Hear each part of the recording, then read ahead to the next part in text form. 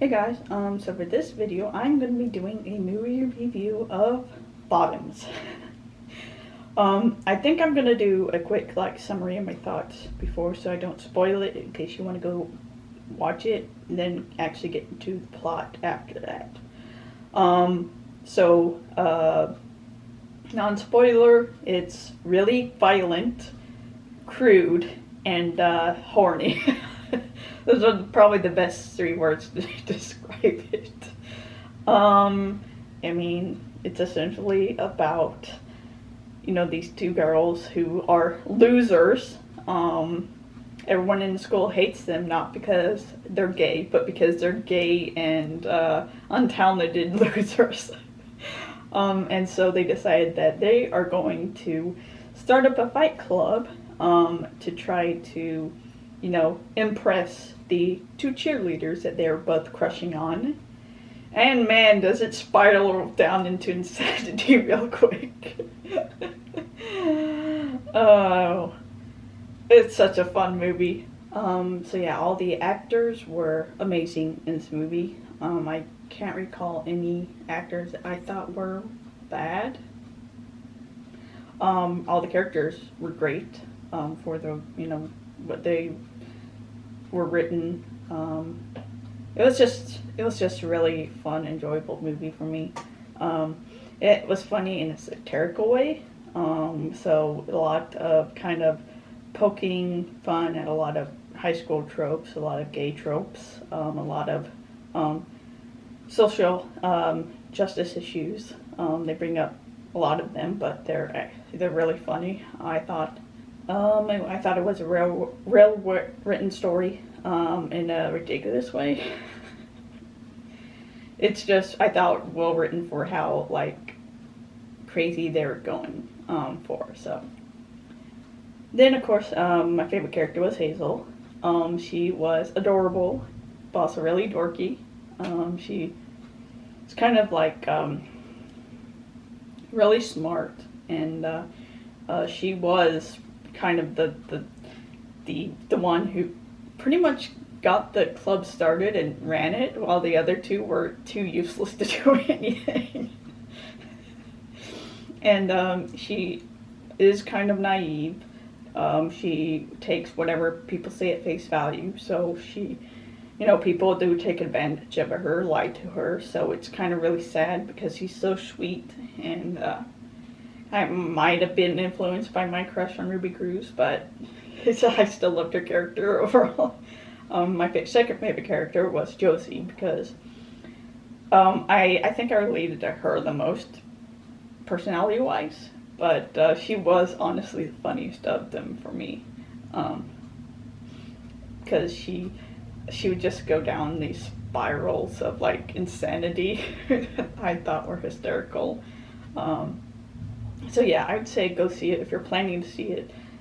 If you want to watch a raunchy queer high school movie, go watch it. If you're wanting to see a comedy, I would go watch it as well. If you like violence, violent fight scenes, and yeah, definitely go watch it. So yeah, so now I'll get more into the plot. So it starts out in PJ's room, or I think it was actually Josie's room. They're getting dressed to go to the state fair. And I thought that the scene had very natural, or at least the delivery of the dialogue felt very natural between the two of them. You actually do feel like they have been friends forever, because they have been friends since they were children. My favorite part of this scene was was the fact Josie she's the more realistic one of the two, whereas PJ is the really, let's just say she has an overabundance of confidence. She thinks that she can get Brittany easily, but of course Josie doesn't think so, and so she's, giving out her plans to how she's going to actually approach Isabel, and her plan was to wait until the high school reunion, come strolling in a white suit like the lesbian she is, and then after, Jeff, she's the guy that Isabel's dating in this movie. They've been together for, I guess, years. he's worn her down, worn her out. That's when Josie's gonna pounce on her. And I thought it was hysterical because her whole like solution is not doing anything.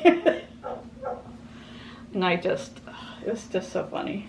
So they end up going to the fair and are eventually joined by Hazel. And they kind of treat Hazel as if she's like third wheel.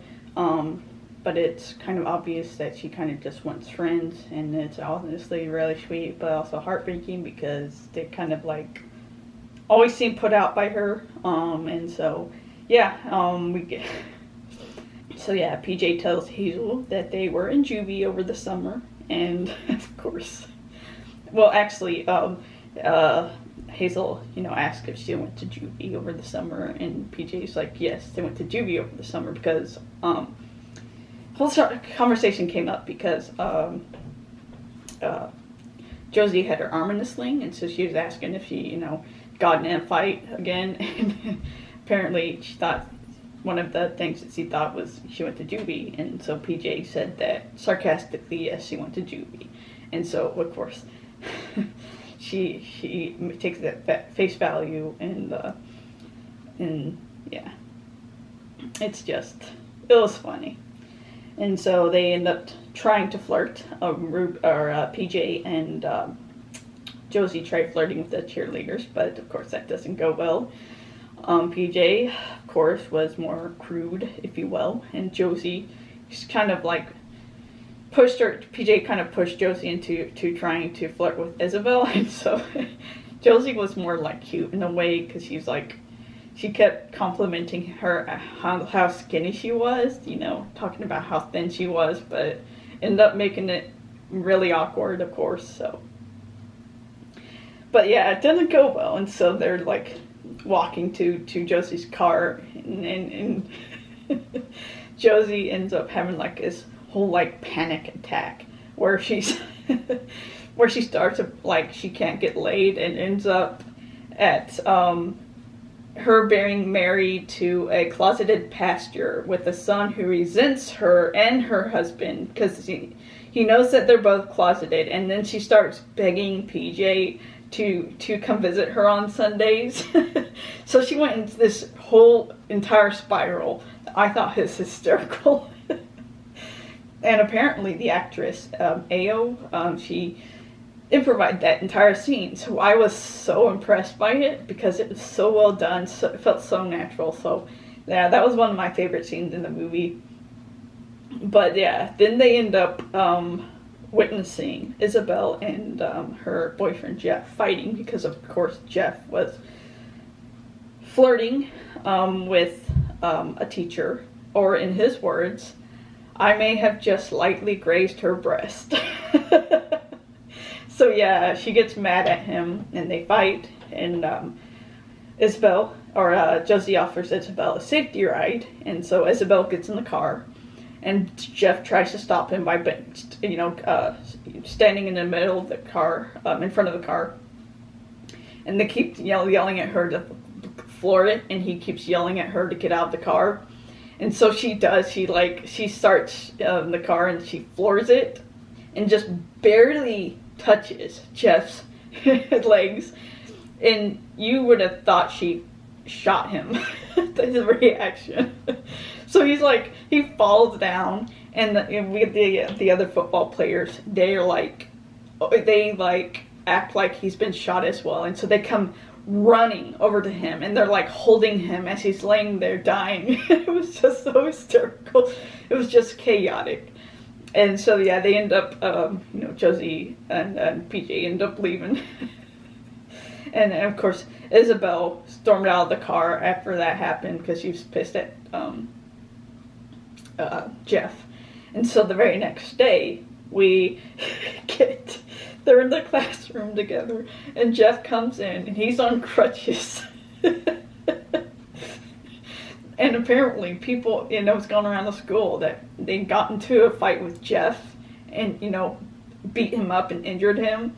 And then Ruby's like asking them if they're okay, and then she's like, oh, right, they went to juvie, that's why. And so that's kind of how this whole rumor starts, because Ruby took that, or I keep saying Ruby, Hazel took it at face value that they said they went to juvie, and so now people think they went to juvie are these violent delinquents.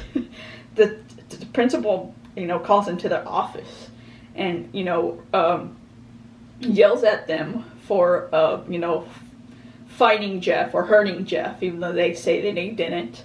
And so he's going to throw them out of school until Josie says that they were really practicing for self-defense class or a club, and that's when the high school or the principal is like, you mean a fight club? And that's when PJ says yes, and so it's kind of how that gets started. But anyways, they don't care. The principal doesn't care if they have a fight club as long as they stayed out of trouble and stay away from Jeff, because he literally acts like Jeff is the only thing that matters in the entire school. Kind of poking fun at the whole kind of propping up star football players in school, acting like they're the only important thing in school. So they're just talking, and Hazel happens to be there. And they actually do start, PJ's tries to convince Josie to actually start a fight club so that they can get girls. And then Hazel's there, and, she talks about how, she asks PJ it'd probably be easy for her because she fought girls in juvie probably. And that's when PJ says that they lied about going to juvie. And she's like, Ray's like, why would you lie to me? And it was just so cute and honestly kind of sad, because she looked so hurt at the fact that, PJ lied to her. But, PJ's like, well, I didn't lie. I just didn't correct you. And so, yeah. Kind of showing the, kind of what kind of people the two are, so. But anyways, Ruby says that she thinks it's a good idea to start a self-defense class because they need female solidarity in school. And so, of course, PJ, says it's crap. And then the very next scene, we see her trying to, get cute girls to come to the club by saying that they need female solidarity. So I'm not sure if PJ just keeps trying to play like the cool one, when in reality she's just comes off as manipulative. But yeah, so they end up starting the fight club, and we get girls come to it because of course not anybody that PJ finds attractive, but they end up having a scene where she punches Josie punches PJ because they're trying to kind of get the club started, and PJ keeps telling her to punch her. She can take a punch. And they do punch her, and she ends up breaking her nose. And PJ's fine with it because she says that it's, first time so many girls had looked at her, and so. But then they have to find a teacher who will sponsor their club, so they don't get shut down. And so they asked Mr. G. He's a substitute teacher. And he's played by Marshawn Lynch. I knew he was a football player. I knew he played for the Seattle Seahawks. I didn't realize he was going to be in this movie. And honestly, I thought it was kind of funny. He's just this give no shits teacher. And so, he'll just, start class and just do nothing while everybody else does whatever they want, essentially.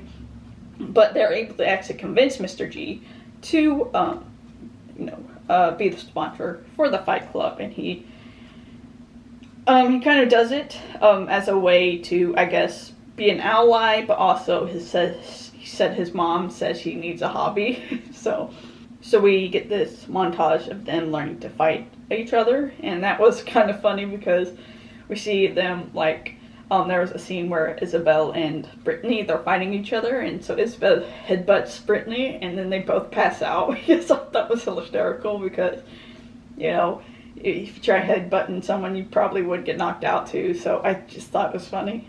And that really does feel real. The hits really do feel like they're actually hitting. They don't feel fake. And they do end up growing closer. PJ and Josie, of course, they have to keep lying about juvie and it keeps getting more and more out of hand to the point that they're talking about how they had to, fight, like in tournaments to the death and stuff like that. It just got so ridiculous. But anyways, Hazel ends up walking in on her mom and Jeff while they're having sex. So that was an entire thing. And then the next scene, we get her, there's this like car wash, and PJ and Josie are like, I guess they're heading it, if you will, and Hazel is just on the ground groaning the entire time. It was honestly so hysterical. And then PJ finally asked what the matter was with Hazel, and she's like, her mom was like fucking all night with the meathead, and she kept trying to figure out who she was talking about. And she's like, the guy who throws the balls around, and the main guy. And then finally they figure out that it's Jeff, and she's like, I just thought Jeff was a safe word. So that's how they figure out, how they learn that Jeff has been sleeping with Hazel's mom. And so, yeah, this is where they decide to have a meeting, or they eventually decide to have a meeting where they open up to each other about, I guess you could say serious stuff happening in their lives, and kind of, I think, why they're in the club. And they do open up. One of them, they start out by asking who's been raped, and it was just so sudden. And then, like, nobody raises a hand, and then she's like, gray areas count as well, and so everybody, like, raises their hand. And it was just, it's kind of funny it's just incredibly sad way, because this is the reality of it. Pretty much all women have experienced sexual harassment in one way or another. And so, so we had that scene. And of course, once again, Hazel's just, not Hazel, but Josie and PJ are just continually harping on about going to juvie, and so yeah, eventually Isabel comes up to Josie and says that she likes, or she felt sorry for her because of what happened to her at juvie, and that's when she invites Josie to come study with her for their test. And so, of course, Mr. G comes out about how he's going through a divorce, and I gotta, he's like, I'm going through a divorce, and he's like, man, that felt good to say. And then he's like, men need therapy too. And it was honestly so so ridiculous, but also I thought it was really cute because Hazel, you can see her in the background, she kind of just goes up to him, starts rubbing his back to comfort him, and it's just once again showing you how good a person Hazel is. But yeah, and Hazel also says, she's not sure how she's coping with her mom midlife crisis, because he's like, obviously she keeps fucking, I think it was the entire football team, because one of the jokes is that, she keeps going in, Hazel comes in, and she just walks past the dining room entranceway, and she does it for like 3 times, and her mom keeps coming. She kind of realizes something's going on with Ruby, or Hazel. She keeps realizing something wrong with Hazel. So the very last time she comes, running up, and as Hazel goes by, and she's like, calls for Hazel. But in the background, you can see on the table, there's like 5 football helmets. So I'm fairly certain it was supposed to be a hint that she's like sleeping with the entire football team. And kind of that's what Hazel is trying to been coping with. Her mom keeps like sleeping around because of her, because of the divorce with her dad. And I mentioned this because probably hints at something later on with Hazel, why she does what she does. So, Hazel and Isabel Josie and Isabel are at the this diner, and I found out later that the diner's name is But I'm a Diner, which is supposed to be a nod to But I'm a Cheerleader, which I thought was funny. And apparently the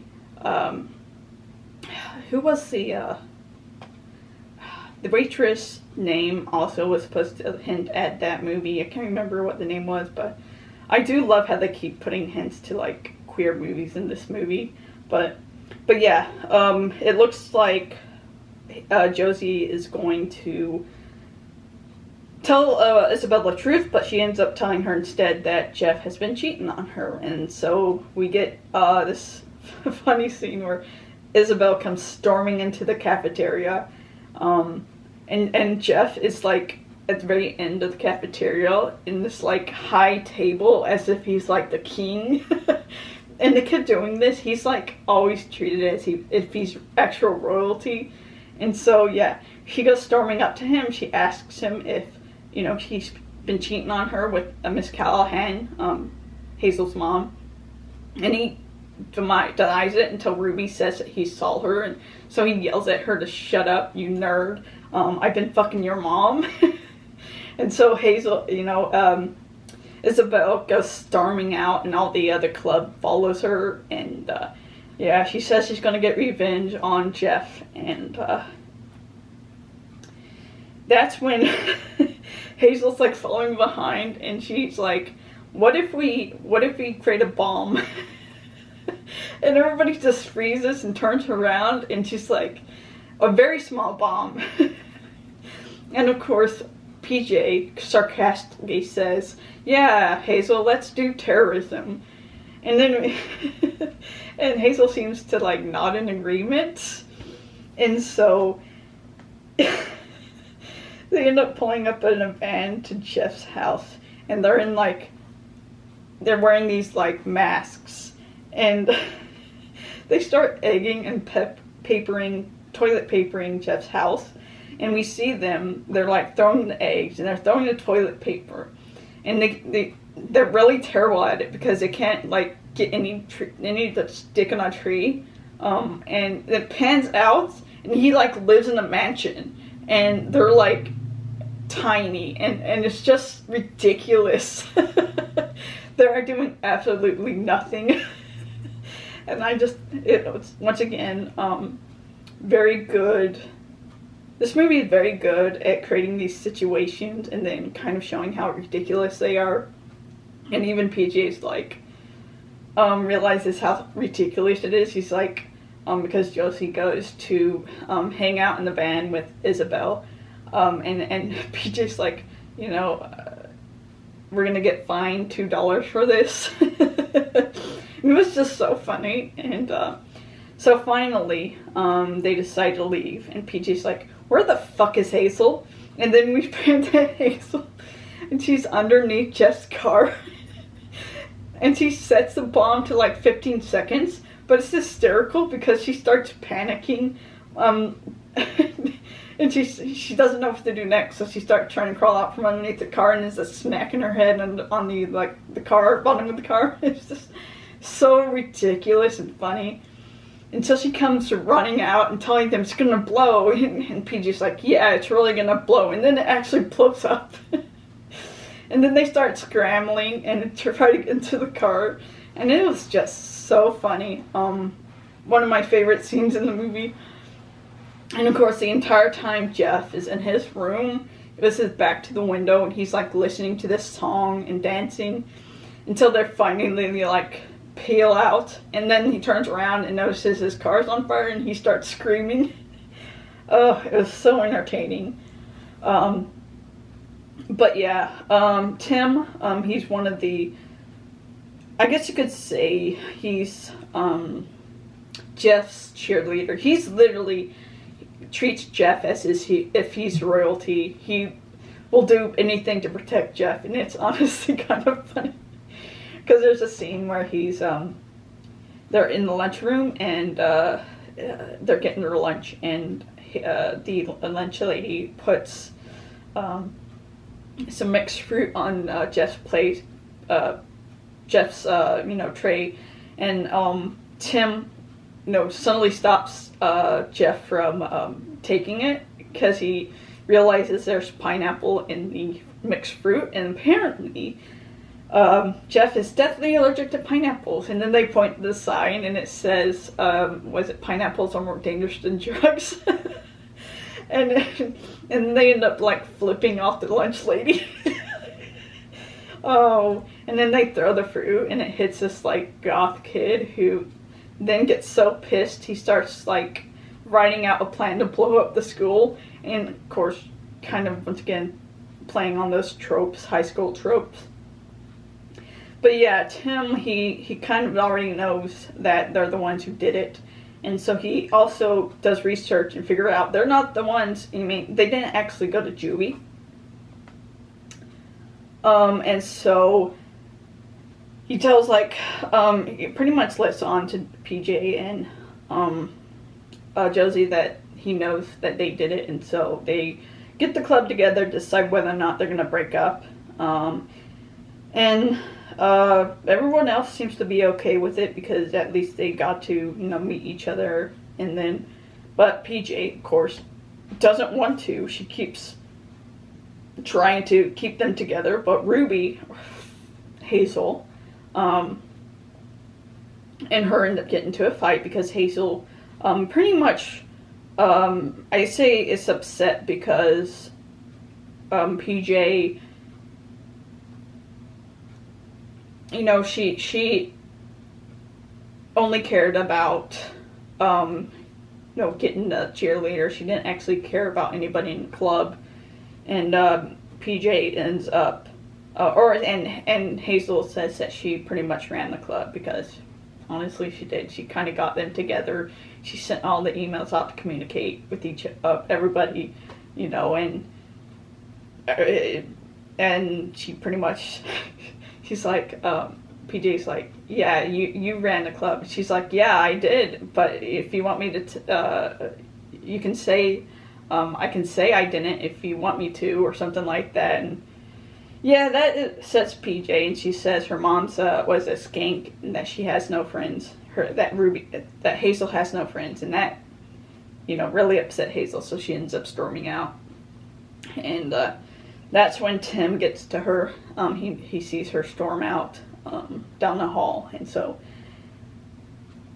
yeah, so this is when Josie and Isabel end up having sex. Brittany, of course, PJ tries making a move on Brittany. She kisses her, and that's when Brittany says that she's straight. And so it doesn't go as planned for PJ, whereas Josie actually does get some.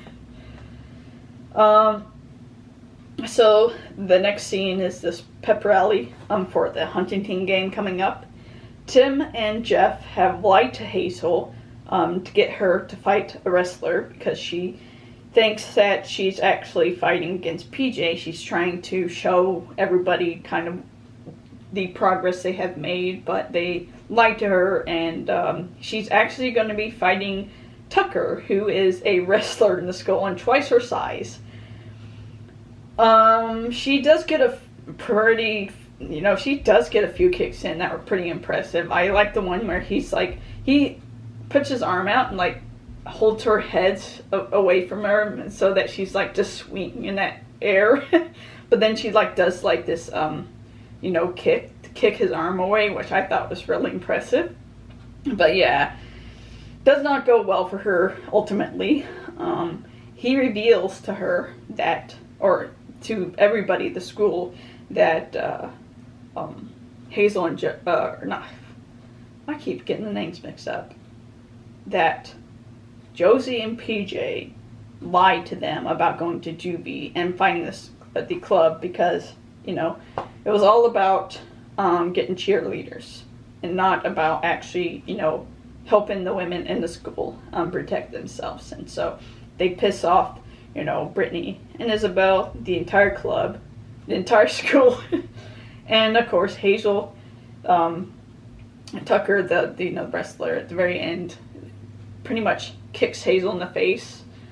And yeah, she does not, she has a hard time of it, let's just say that. So yeah, PJ and Josie end up having a fight at the end. And so we see kind of they're ostracized by everyone. At the beginning, they would get like slurs painted on their locker, and we always have the janitor come by to repaint it. But this time, the janitor refuses to paint it and just walks away. And it was honestly probably the funniest, like out of all of like the ostracization, it was the funniest because, Josie was so upset that she, alienated the custodian, and it was just so funny. Because she's just like screaming his name as he goes walking down the hall. But yeah, they end up, having to have that big montage where they're kind of, miserable. And then we get flash to Hazel, and she's like laying on the couch, and her face is pretty much hamburger. She's like all bloody, and the entire club and all the cheerleaders and her mom are sitting there taking care of. Honestly, I thought it was so sweet. They're like making popcorn. It was also kind of funny because they're sitting there like making popcorn, and she's just laying there like bloodied up. But they're making her comfortable, and her mom is getting her like an ice pack to put on her face.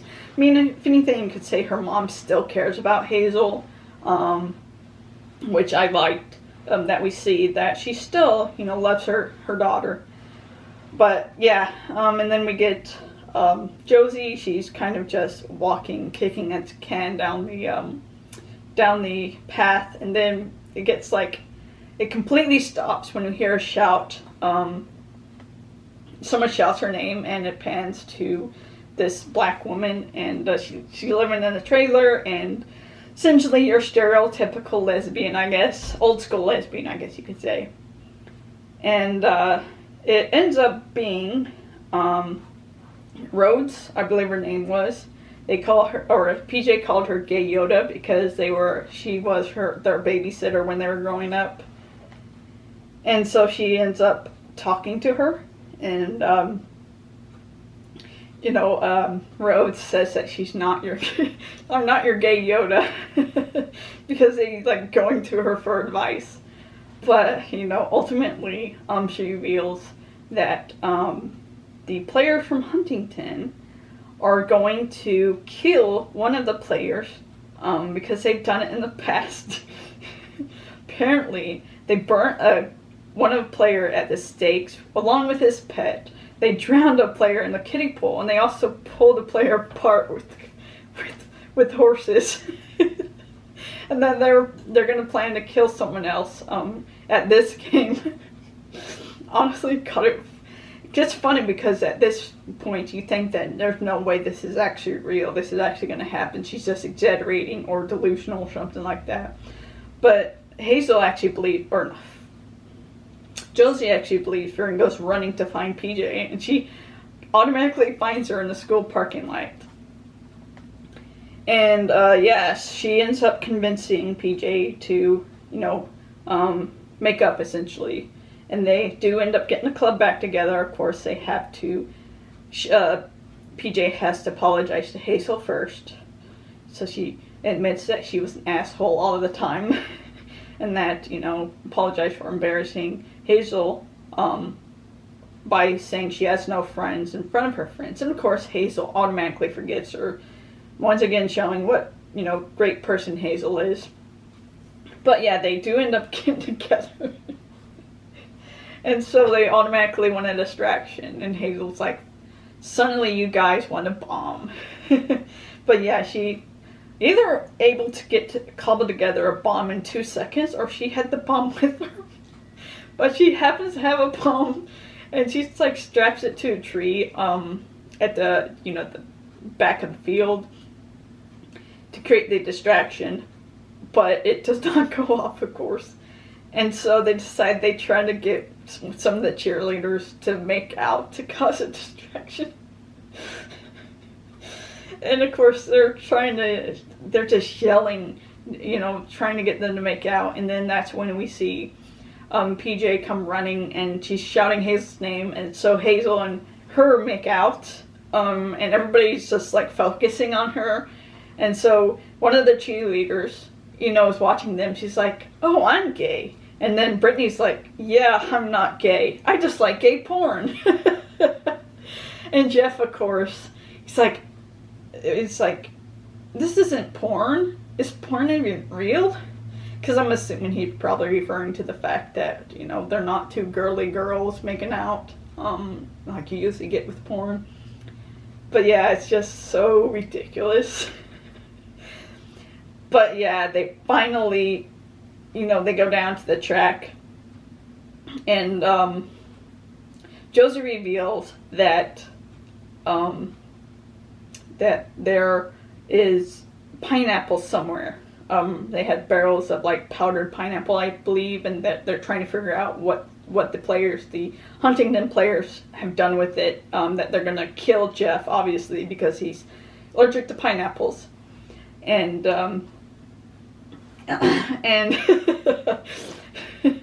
they start making suggestions. And was it PJ? He's like, I'm just spitballing here, but what if they have it in their mouth? They're swishing it around. They're gonna spit them on them, and then Hazel, in her one stupid moment, says it probably has something to do with their semen. And of course, I don't remember her name. She's a black Republican of the group, and yes, they do actually call her that, or bring that up. She's an actual black Republican. They're like, despite the fact that you're a black Republican, you're the smartest among us. So she finally figures out that it's actually in the sprinkler system, and so all the Huntington players have Jeff pinned down on the field, and so they're like, we're gonna have to make a run for it, and so they run, sprinting across the field and tackle the Huntington players to save Jeff. And then we get this big reveal of the Huntington players coming out of the locker room, whatever. And there's like this, horn music, and it's like they're going to war and stuff like that. It's just hysterical. And that's when they end up having the big brawl on the field between the Huntington players and the I guess Fight Club, for lack of a better word. But yeah, it's Bill and Brittany finally show up to help them, and so let's just say it is bloody brawl. There's this one, God, I can't remember her name, but she's I would say psychotic, because she's like the most like crazy of the group. She's like, I'm gonna kill my stepdad. And then when she's talking about like when they're having the big like time when they're opening up, she reveals that the reason, I guess, for why she wants to kill her stepdad is because he makes her go to movie nights, Friday movie nights, and that was literally it. And so we get this entire scene, because they're fighting and someone goes running across the screen and drops a sword, a real sword, mind you, and she picks up the sword and tries using it to take out the player, but it's like too heavy for her, so she ends up falling backwards, but the sword's like pointed up, and so someone bumps into the player and he falls onto her sword, and you don't know if she's actually dead or not. But you're like wondering what the fucking actual sword ends up on the field for, and then you realize their team name is the Vikings, and I think they really do kind of play on the Viking theme a lot in this movie, because someone mentioned in one of the posts I saw on social media about how they have a football player that's always in a cage, and people are like, why is there a football player in a cage? And someone mentioned that they're probably a berserker because, berserkers, Viking, mythology, or, they're the ones that are pretty much barbarians during battle. And I'm not sure if Tucker was supposed to be the barbarian because they released him from a cage, so I'm not sure if that's essentially that was supposed to be. He was supposed to be like this barbarian who they release when they want to take someone out, take their enemy out. But yeah, I think they also kind of played out that with one of the club members, because she's literally psycho. She's like screams like when they're doing the Fight Club. She's like screaming at the top of her voice, and she's the one who impaled the guy on the sword. And then at the very end, we see her go running across the field, and she's covered in blood. Her mouth is covered in blood, so I'm not sure if she kind of goddamn ripped some guy's throat out, but yeah. But yeah, they end up defeating the Huntington players, and the Vikings end up winning by forfeit because most of the Huntington players are dead.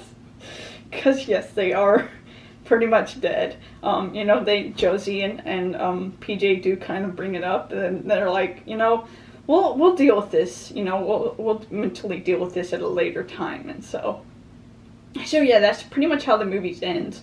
They're I forgot the part where they're on the field, and at the very finally defeated the last of the football players, and then there's just dead silence, and they just all of them turn around to stare, and we see like the football, the audience, they're just staring at them, and then it pans to look at the field, and it's just all of them, like with scattered Huntington players around them, most of them dead. And that's when the sprinkler system comes on, and then Tim realizes that that the system had pineapples in it, the pineapple juice in it. And so he starts clapping because they saved Jeff. And he's like, "This is the Viking way." And it was hysterical how ridiculous it was. And then, of course, right at the very end, the tree that Hazel had put the bomb in finally blows up. And yeah. And that's where it ends. It was honestly so insane. But it was so fun. I really did enjoy the jokes. I enjoyed how insanely bonkers it was. I loved how horny it was. Yeah, it was all around just so enjoyable. One of my favorite movies of the year, definitely. So my thoughts, again, if I haven't already said them. I love Hazel's character. She was very sweet and loving, but also badass. Someone mentioned that they thought that she's probably autistic, which I could see that because, people with autism have a hard time distinguishing lies and sarcasm, so that is possible. I did love her. She was one of my favorite characters. And of course, once again, Josie. Fun, except for the few toilet jokes and great acting. Of course, I've already said that. The production for this movie, the director was Emma Seligman.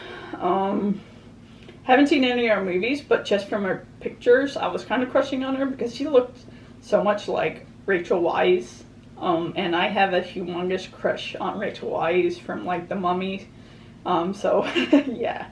But apparently the director, she's the one who wrote Silva Baby.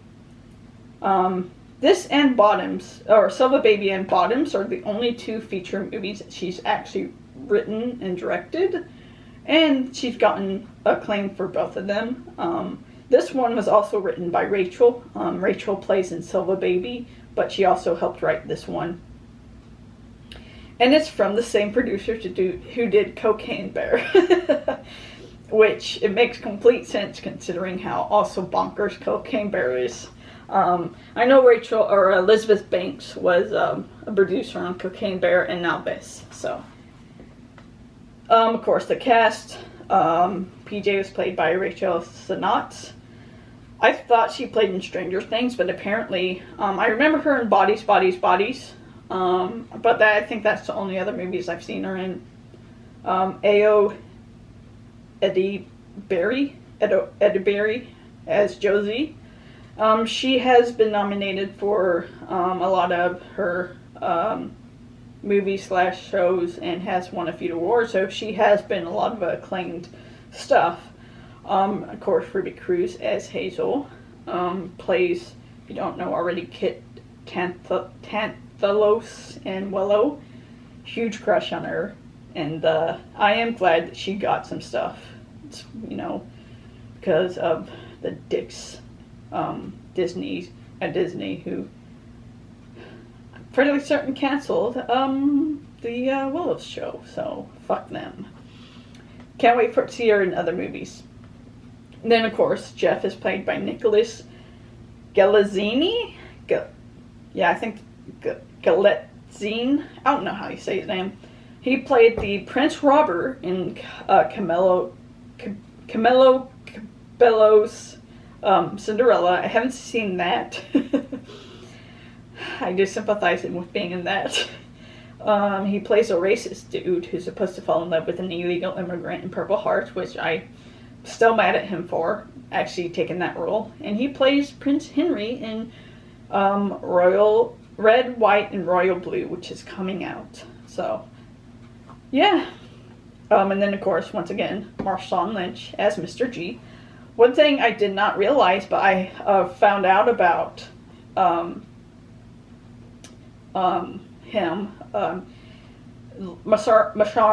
Marshawn Lynch said that he took this role as a way to make up for how he reacted when his own sister came out as gay when he was around 16, which I thought was sweet, but also sad, but also, yeah. So I guess that's why he took this role as Mr. G. But yeah, the reception for the movie, of course, Rotten Tomatoes, surprisingly like this, 95% of 139 critics' reviews are positive, with an average rating of 7.9 out of 10. Consensus for the site, propulsive and over-the-top, Bottoms is an instant high school comedy classic that feels both current and nostalgic. I mean, I do agree with that in a way, because they do kind of bring up,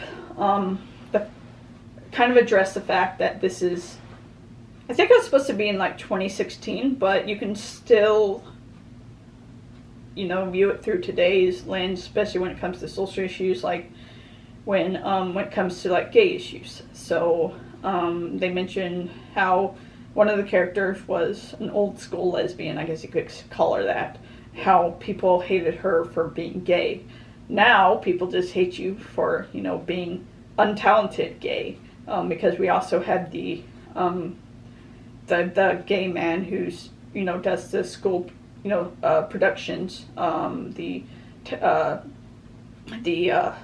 theater shows or whatever, and they love him, and and they're always praising him, but they bully like AJ and Josie, and so they kind of have that kind of, it's both current and also nostalgic, because a lot of the costumes was taken from a lot of 90s movies.